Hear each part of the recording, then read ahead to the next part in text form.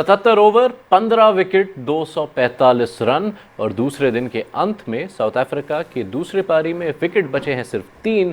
बढ़त है 63 रन। क्या होगा इस मुकाबले के तीसरे दिन, आइए जानते हैं ESPN cricket info match day Hindi में संजय बांगर के साथ। सर, शुक्रिया आपके वक्त के लिए।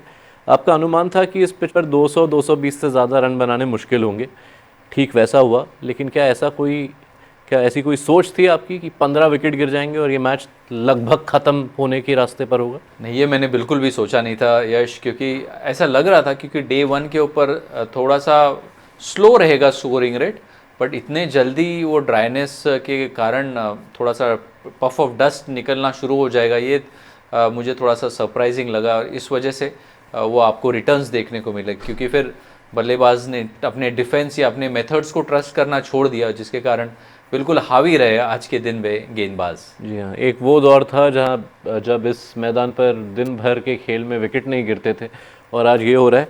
पर ये मैच सिचुएशन जहाँ है, पिच पर बहुत सवाल है जिस पर मैं आऊँगा आपके पास, लेकिन ये स्कोर जब कोई व्यूअर देखे कि लीड है 63 की, विकेट बचे हैं सिर्फ 3, तो लगेगा कि ये मैच ख़त्म है।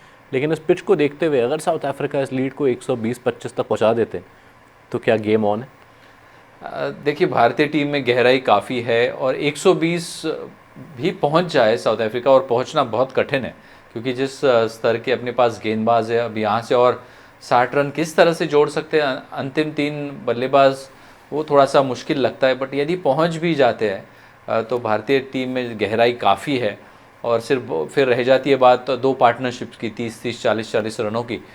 तो मुझे नहीं लगता कोई ज़्यादा दिक्कत आएगी, कोई परेशानी आएगी यदि वो टारगेट भारत को मिलता भी है तो अब इस दूसरी पारी पे ध्यान दें तो भारत की ओर से रविंद्र जडेजा, वो तो फ्लैट पिचेस पे भी काफ़ी खतरनाक साबित होते हैं। ऐसा पिच जब मिल जाए जडेजा को तो उनसे घातक गेंदबाज कम ही होते हैं।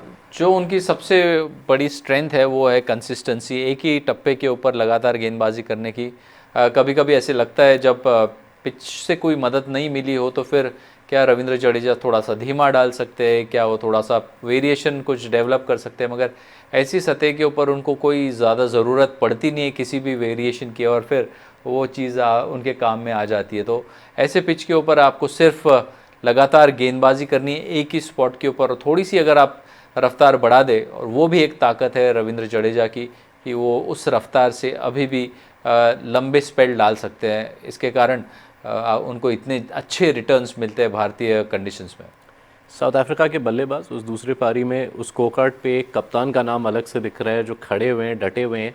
क्या बाकी बल्लेबाज कुछ और कर सकते थे या इस पिच पर सबको अपने घुटने टेकने ही होते?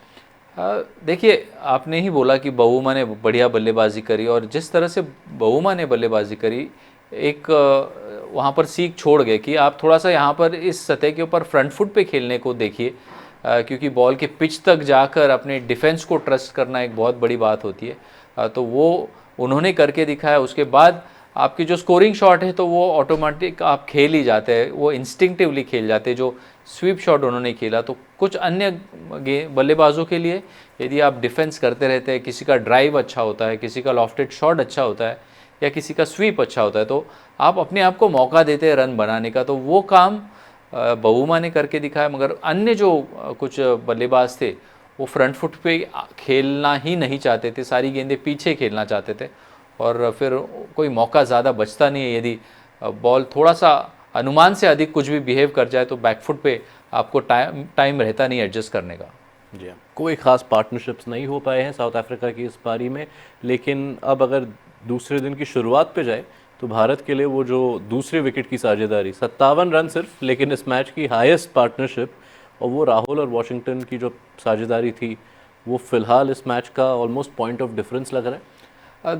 हम देखें अब तक ये तीसरी इनिंग चल रही है, तो दोनों ही पारियों में अब हमें टॉप ऑर्डर में वो विकेट्स देखने को, रन्स देखने को मिले। पहले रिकल्टन और माकरम ने 55 रनों की साझेदारी रखी, फिर वॉशिंगटन सुंदर और केएल राहुल दूसरे विकेट के लिए उतनी। तो बॉल जब ठोस रहता है, बॉल नया रहता है, तो थोड़ा सा स्किड करके भी आता है, इतना ग्रिप नहीं करता है, तो वो सबसे ज़्यादा बेहतर समय होता है बल्लेबाजी करने के लिए, और वही थोड़ी सी नींव दे देता है। भारतीय टीम भी डिसअपॉइंटेड होगी उनके बल्लेबाजी के प्रदर्शन से कि क्यों वो 250 नहीं पहुंच पाए, क्योंकि इतनी लंबी बैटिंग आप लेके चल रहे हैं तो फिर आप 250 तक पहुंचने चाहिए। तो वो एक ज़रूर एक डिस्कशन पॉइंट होगा भारतीय टीम में कि कैसे हम, अगर हम इसी तरह के सरफेस पे दोबारा से खेलते तो हम अपने आप को ट्रस्ट करें 250 रन बनाने के लिए। चलिए, इससे पहले कि मैं आपसे पूछूं कि कल खेल कितने बजे ख़त्म होगा, मैं ये पिच पर ध्यान देना चाहूँगा। कल एंड रिज़ल्ट जो भी रहे, क्या ऐसी पिच क्रिकेट के लिए एक हार है? देखिए, इस पे चर्चा तो हमेशा चलती रहती है और आज से नहीं, काफ़ी लंबे समय से ऐसी चर्चाएं चलती है। बट गंभीर बात यह है कि हमने पिछले ही सीज़न में 3 टेस्ट न्यूजीलैंड के खिलाफ हारे और फिर जब वेस्ट इंडीज़ के खिलाफ हम खेले तो 2 अच्छे पिचेस पे खेले, उनको हमने मात भी दी।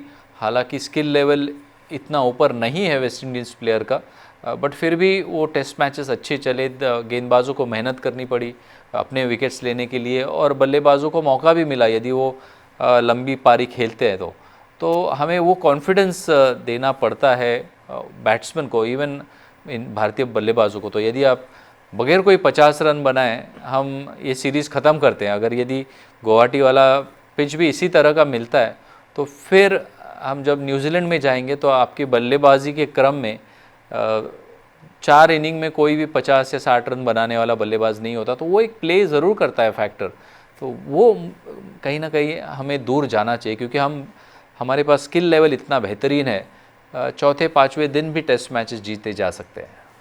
चलिए, ये मैच तो नहीं जा रहा चौथे दिन, नो चांस।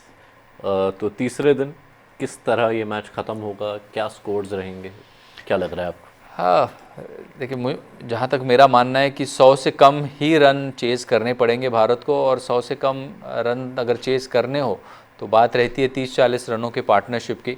तो एक बड़ी जीत की तरफ अग्रसर हो रहा है भारत और ज़रूर जल्दी से जल्दी आउट करने की कोशिश होगी बवुमा और रिमेनिंग बल्लेबाजों को, ताकि मेहनत ज़्यादा करनी ना पड़े। क्योंकि यदि कोई मतलब बहुत बड़ा सरप्राइज़ हो जाता है और भारतीय टीम को 150 अगर चेज़ करने पड़े तो फिर एक चैलेंजिंग टारगेट वो बन सकता है। तो भारत यही चाहेगा कि 100 के आसपास रनों का टारगेट हो और उसको आसानी से हासिल भी करे। चलिए, शुक्रिया सर आपके वक्त के लिए। हम वापस जुड़ेंगे आपके साथ। आम तौर से तीसरे दिन को मूविंग डे कहा जाता है, लेकिन इस बार तो क्लोजिंग डे ही साबित होगा ईडन गार्डन्स में। मैच के एंड में ज़रूर जुड़िएगा संजय बांगर के साथ ESPN क्रिक इन्फो मैच डे हिंदी में।